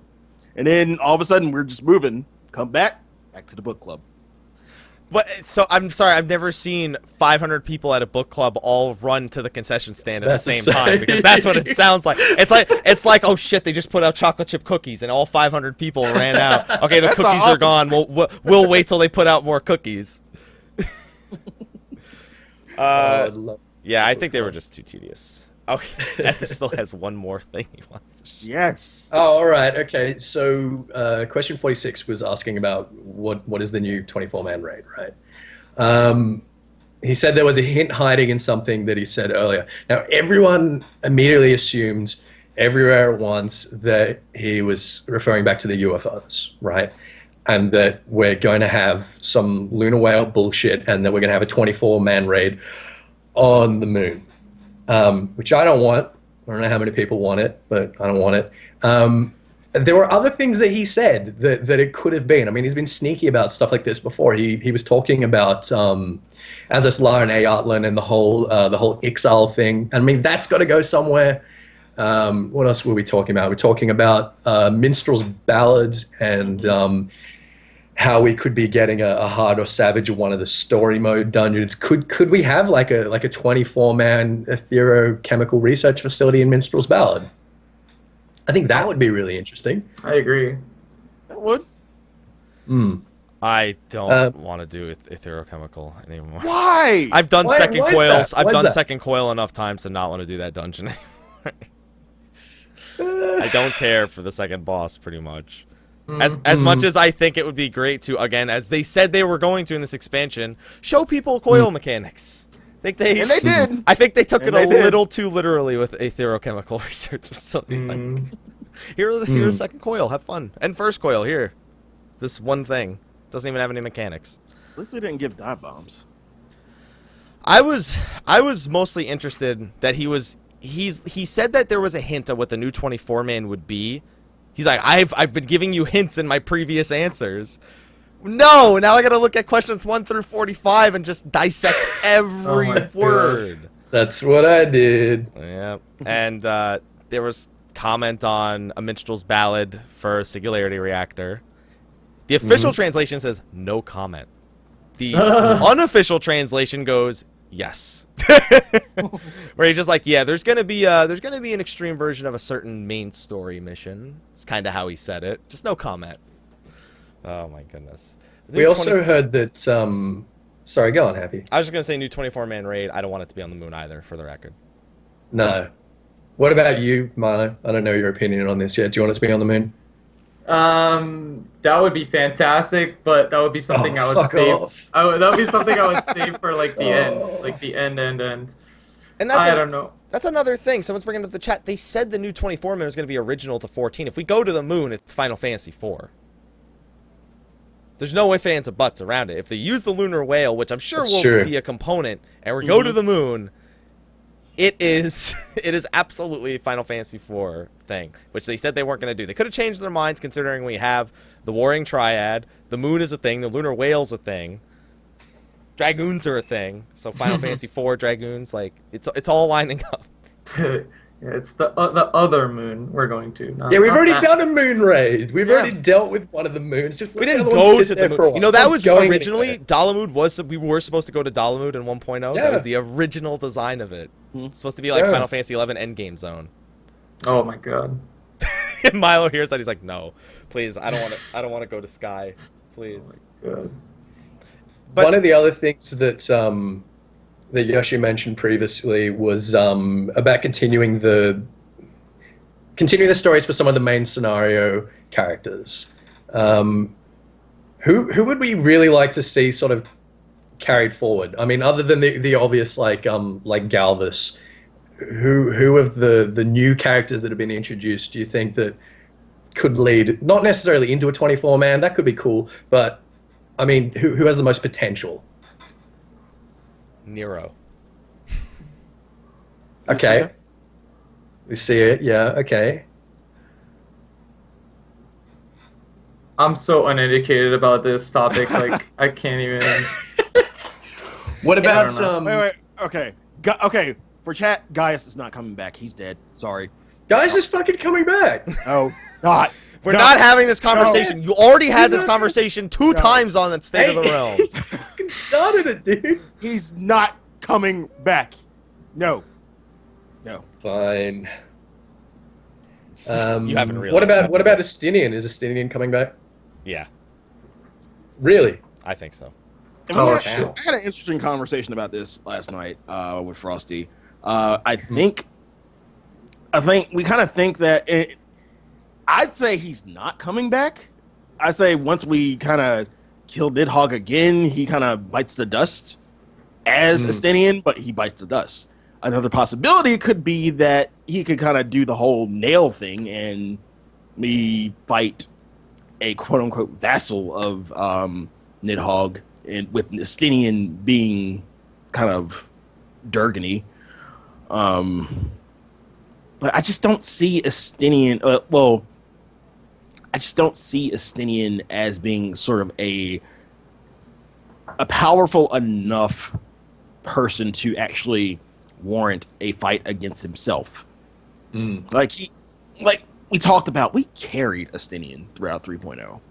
He got that hard. Listen, carry. if he dies in the area, you don't want to. You're dead. Like I'd say he carried us. He He paid us held back. up an eye. Do He held up a anything. fucking eye. We That's got what we he got did. there. Nidhogg's on full health, and he's just sitting there holding an eye, one hand. But as Doesn't soon even as- cast Keen Flurry. That- As soon as is the eye is gone, though, you No, are it's a- instantly dead. You don't want to see what happens when Estinian dies, because he immediately destroys you without hesitation. Just think about that. We have a full-strength Nidhogg now, with both of his eyes, and nobody weakening him. Well, there's the thing. I think Estinian has one job left, and that's going to be him being this tiny voice in the back of Nidhogg's head that somehow kind of fucks with him and nerfs him in a similar way to what the eye was doing during that fight. I think Estinian's single function is going to be in our next fight with Nidhogg. He's going to make it basically possible for us to kill Nidhogg, and then we might have some sort of closure moment with Estinian in a similar way to that with Louis Soir after turn 12. But I don't think he's coming back. He'll come back in one glorious. You know, I don't. Okay, I know Milo's sitting there waiting for us to get to his question. Well, I actually no. I do want to say something here. I don't know like if this is out of place. I thought about saying it earlier, and then I was like, nah, this is like a vocal shit post. I'm not gonna do it. But it was brought up in chat as well. So like, I'm gonna need you guys to kind of like hold my hand through this because what I'm gonna say is kind of uneducated. But it was said in the chat by Doretto and White Rosies, and that is the incorporating a raid perhaps with the character Tiamat. During the story, the character, actually one of the moments that was the most profound for me was Tiamat. I don't know if this pertains to lore or not, but I thought that dialogue between you and Tiamat was very, it was interesting. It was like extremely existential in nature, and that's something I didn't really see a lot of before. I'm curious to know what your thoughts are. Like, is there any way they could incorporate Tiamat? I think there could be something to be said about freeing her. What do you think? Free Tiamat. Oh, look what you've done. I've been just like, put your hand down, Sly. Ethys, why does the mention of Tiamat make you look like you just ate something rotten? I think it's the idea of Tiamat and a raid. Yes. Well, not so much her being. No, like, it's the just boss, but, like, Slyh just gets so smug about the idea of Tiamat. Free Tiamat. That's all I'm saying. I'm making anything you're Free Tiamat. Bahamut. Free Tiamat. You know what? I had a comment on a YouTube video. Somebody said the Garleans are gonna free Tiamat and they're gonna use the elegant technology to turn her into a cyber dragon, and we're gonna have to kill her. No, I can't have that. Well, I mean, I've been saying this a lot, so I'm gonna say this kind of quickly so we can move on. I think the Garlands are going to end up stumbling across that neural linking technology. They're going to want to pursue it, and that is going to be the thing that unites Man and Dragon once again. Is going to be this bigger threat. If anything is going to bring Tiamat out of this kind of mopey crisis of hers, it's going to be that. It's going to be some great need. And if there's anything that turns the rest of the Horde sort of against Nidhogg and sort of the idea of let's deal with Nidhogg and let's move on and deal with this Garlean threat, it's going to be the sort of potential of a reoccurrence of of that whole Mericidian issue. That's where I think the main scenario is going. I've talked about that in several other places, so I'm not going to go too into that at the moment. But I think that is the one way that Tiamat could come back. I think anything other than that would be sort of cheap and kind of fan servicey. Okay. No offense, Sly. just free my girl. Just free my girl. Don't care how it happens. All right. Now, I've already read what Milo wants to talk about, and the first one I'm really looking forward to. So, Milo, I want you to carry us into this one. You want to talk about this? I want to talk about this. Okay. This was funny to me.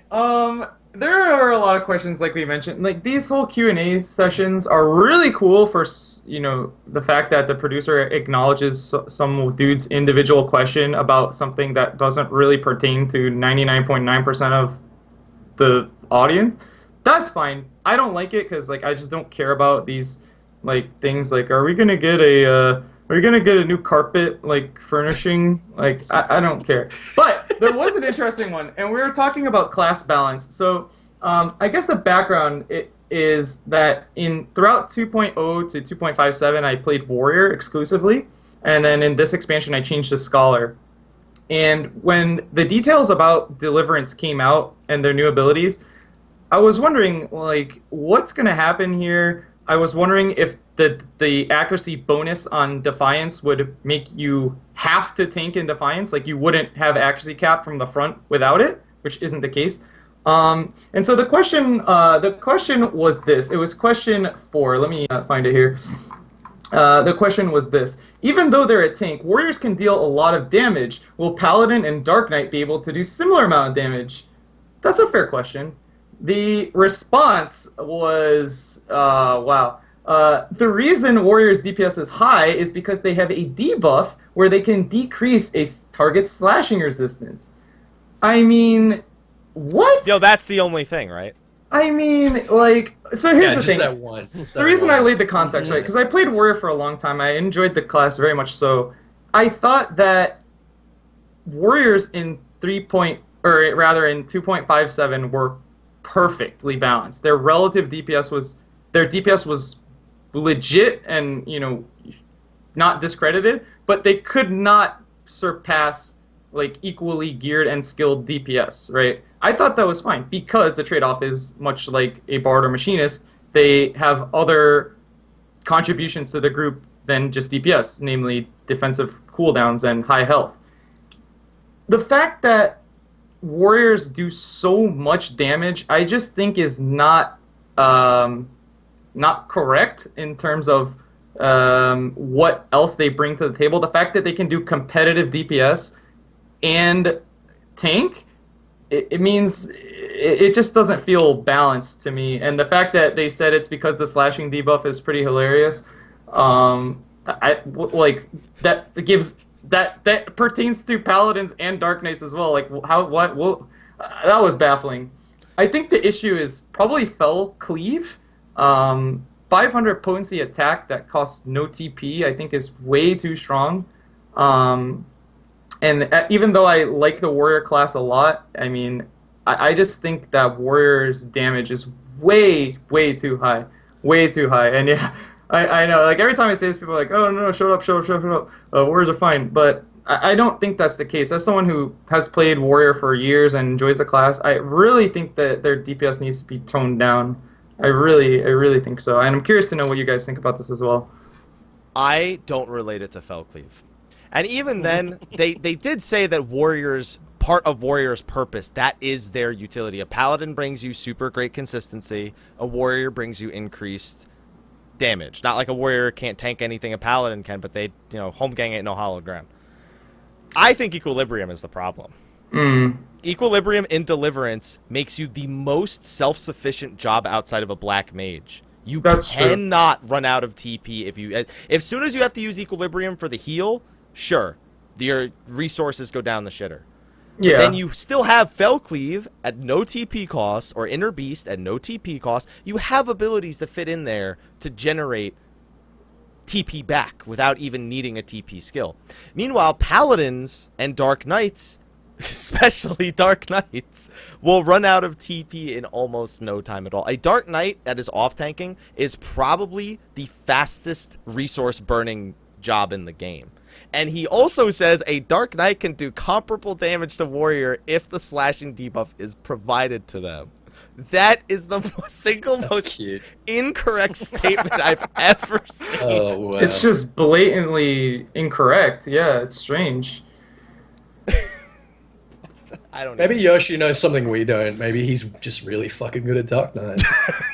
Yo, you gotta start weaving. I once met a bard in like 2.3 that was trying out for our raid group, and we were like, we kind of had to talk to him because he was a bit kind of iffy with mechanics and whatever. He's like, yeah, but I do 1,000 DPS.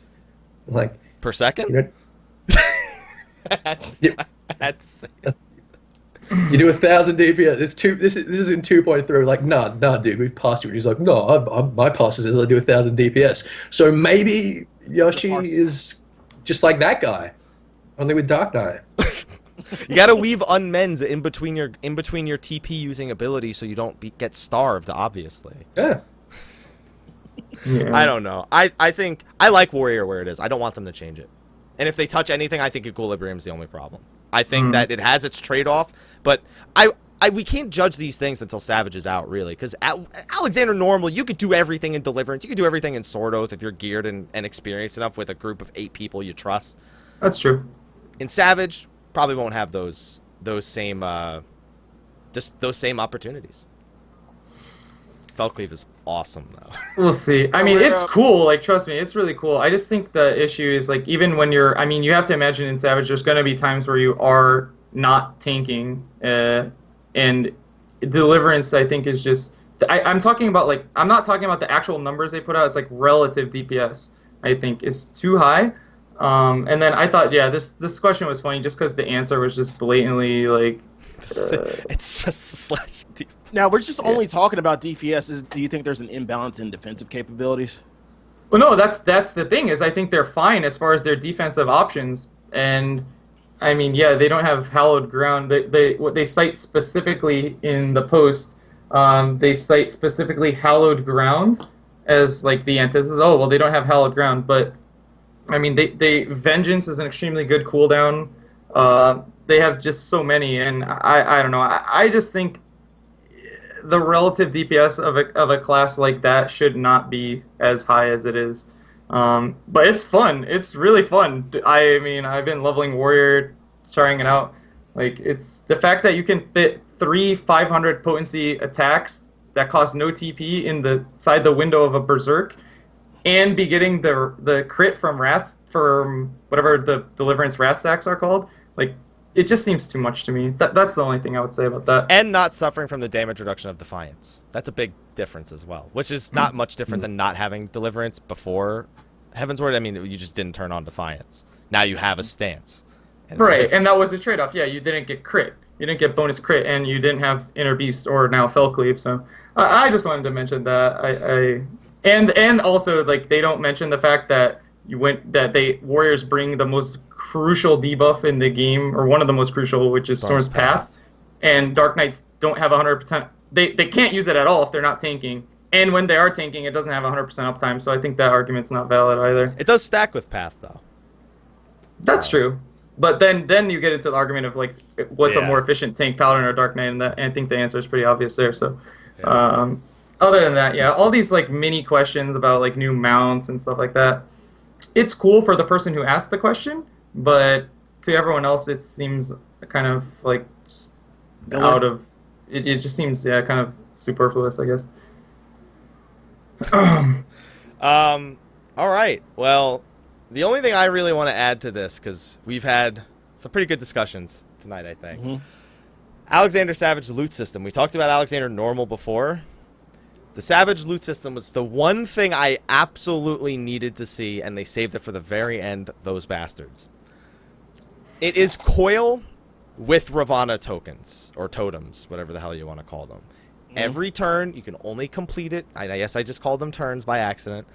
Because you guys influenced me. Everyone just gave up and started calling them turns. Oh, they're turns. Whatever. Whatever. Floors, turns, I don't give a shit. Move on. Patch notes. They're body parts. Whatever. Of the father.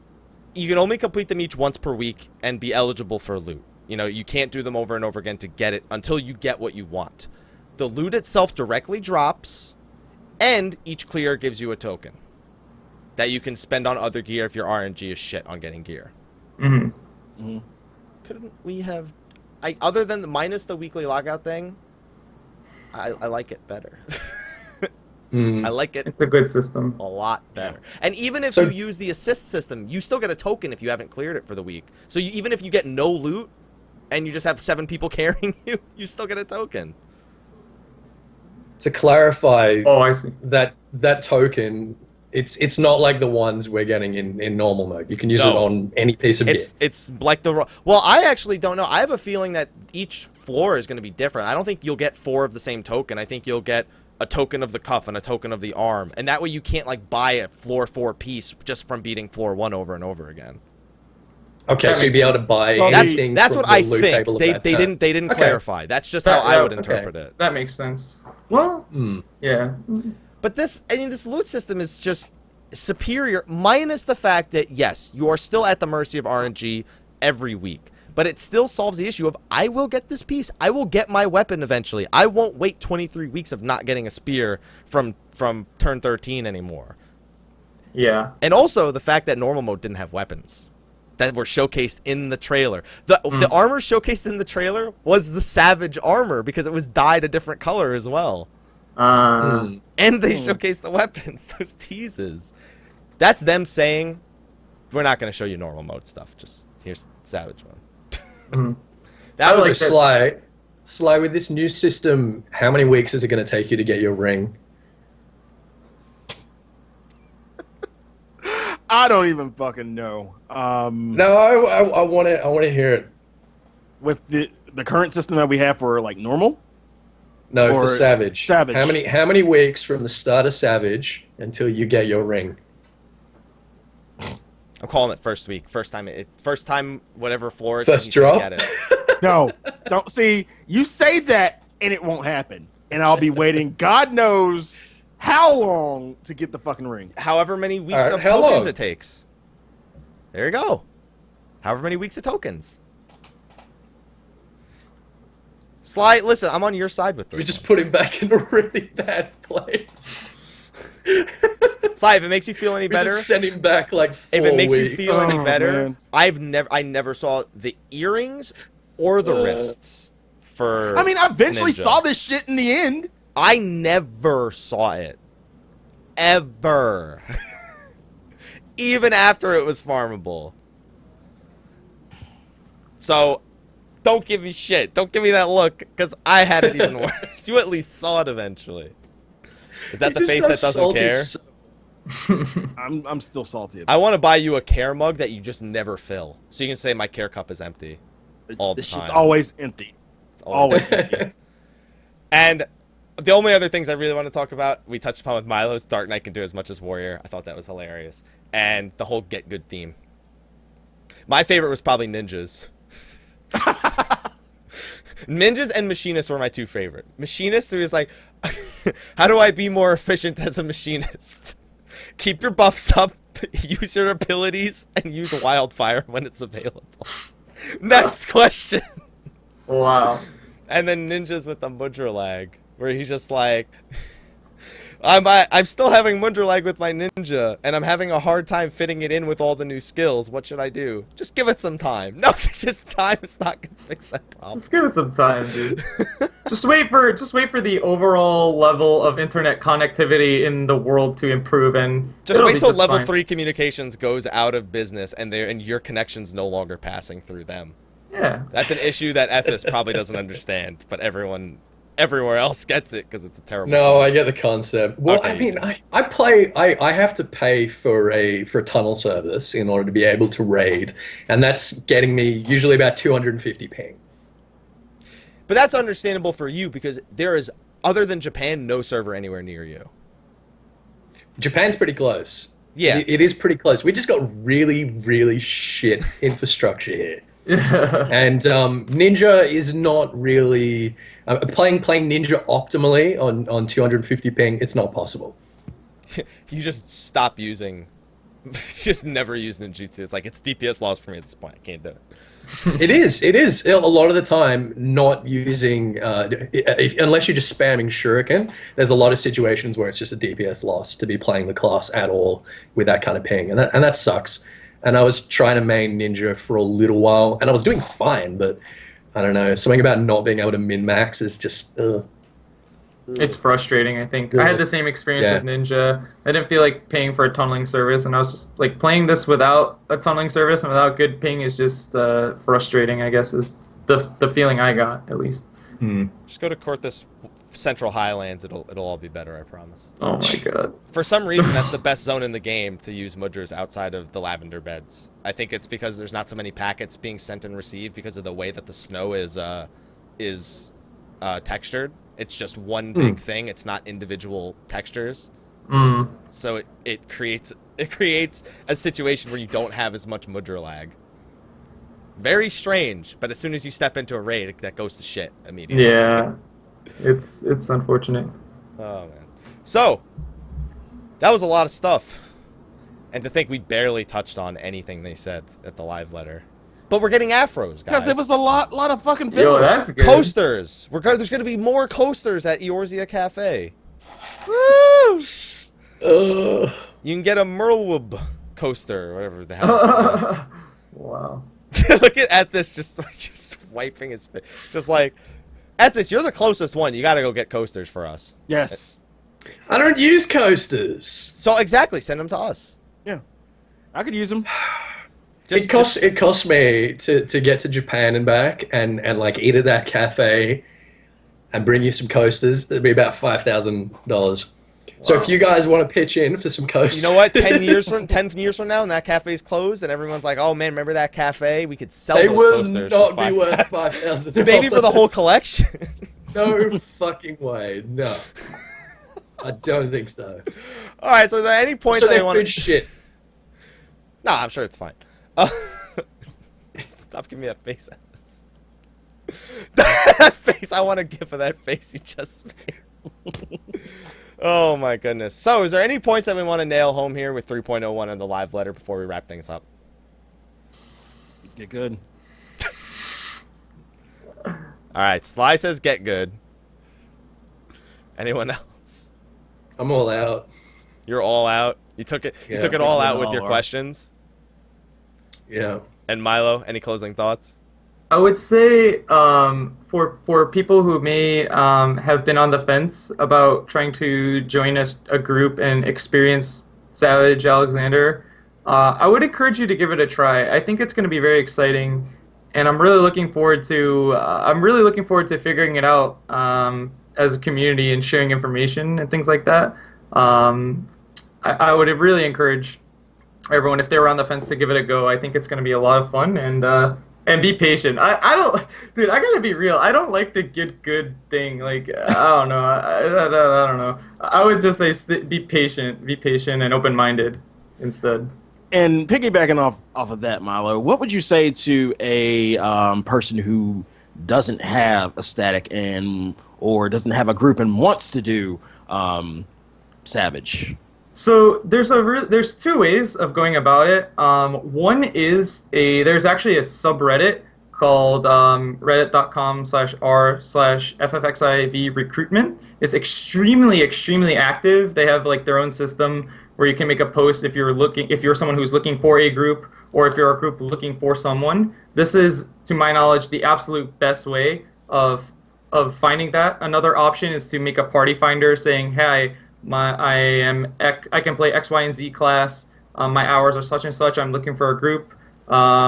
Please contact me." Those are the two ways. I would say the party finder one's a little more clunky, but definitely the Reddit FFXIV recruitment is a really nice tool that my group has used to find players, for example. And yeah, it's really good. I highly encourage it. And if you do try and experience that content, remember to just be open-minded and accept responsibility. I think that's something that doesn't happen enough in modern MMOs or games or society in general, is people taking accountability for errors. And I think that's crucial to having like an enjoyable raid environment is people who are accountable for their own errors and being open-minded. That's what I would say. This one's for Milo. He can't do it. I had to drop it for him. Am I a bad twist person him. for thinking that his chair was going to give way on him? It went back so far. Yo, You're missing some screws on I'm that always thing, keeping man. you guessing. All right, everyone. Thank you for joining us this week on State of the Realm. Ended up going on pretty long. What do we got? We got like just under 2 hours right now. So I guess with Ethys on the show and me, we're both blabbermouths. Milo's a little bit Sorry. of a blabbermouth too. At times. We love to nail points home. We love discussion. That's a good thing. That's for the show. Ethys, this is your third time on the show, and you're gonna be here next week too. Yeah. What are you guys talking about next Damn. week? Jeez. Alexander. Oh, so next week we're doing lots of Alex lore, as much Alex lore as we can. And what else? What else are we doing? Do we know yet? Let's not spoil it. Let's leave them in suspense. It's gonna be great. Sly's looking for the answer. He just wants to know for himself. Well, thank you three for joining Sly and myself on the show. Ethys, I know you just had to do it last week, but we do it every week. Where can everyone find you? And I promise that unlike the last time I hosted, I have your Twitter right on the overlay. I promise. Oh, it is. It was right right here. last Okay. week. No, I said when I hosted. Unlike the last time I hosted when I messed it up. It's correct this time. It is correct this time. So you can find me on Twitter at Ethys, FFXIV, YouTube, I think it's just youtube.com/EthysAsher. And if you can't keep those two things in your head, just Google Ethys, and I should be one of the first results because it's not such a common name. All right. And Milo, where can they find you, Mr. Wanwan? So the best place is just twitch.tv/Milo575. We're going to be streaming. It's kind of sporadic, but just keep an eye out, I guess. And then on Twitter, it's the same, except it's twitter.com/Milo_575. And then you can know when we're going live and things like that. And it'd be really cool for anyone who maybe hasn't stopped by the channel. It'd be really nice to meet you. We have a really fun community, and always love meeting new people and just making it bigger. So I'd love to see you guys there. All right. Thou arst mine Esquire, Blue. Where can they find you? On this couch. You can find me on twitch.tv/Slyakagreyfox, Twitter at Slythefox, Instagram at Slyakagreyfox07, on Behemoth as Fox Sly at Plot 14, Ward 5 of the Lavender Beds, home of the Foxhound FC. Boosh. I know it's not arst, but I couldn't remember what it was again. It's Ethys' original thing. I didn't want to take it. And you can find me, Michael, Mr. Happy Poveromo, everything Mr. Happy 127, Twitter, not YouTube actually, Twitter, Facebook, and Twitch, Mr. Happy 127, YouTube, Xehanort 1227, GG, Childhood. I will be on next week again. Sly will be hosting again. Sly, this guy right here, he's doing his happy dance for you. There we go. He'll be on the show next week. He'll be hosting again, joined by Ethys. They've already given you a little bit of teaser on that, so please look forward to it. Pook will also be on the show next week. Yeah. Yes. Yes. Ooh. Yes. Pook Ponies ride. I want that to be his follower notification. Sly saying that from now on. Pook Ponies ride. Please. The world needs this. The world needs this, please. now. Please. Okay. Anyway, thank you everyone for watching. We're going to go over to post-show where we have some conversations that I feel like still need to happen that we could not fit onto the show. So if you're not seeing it, you should come watch us live. We'll see you guys next week. And until then, take care. Bye.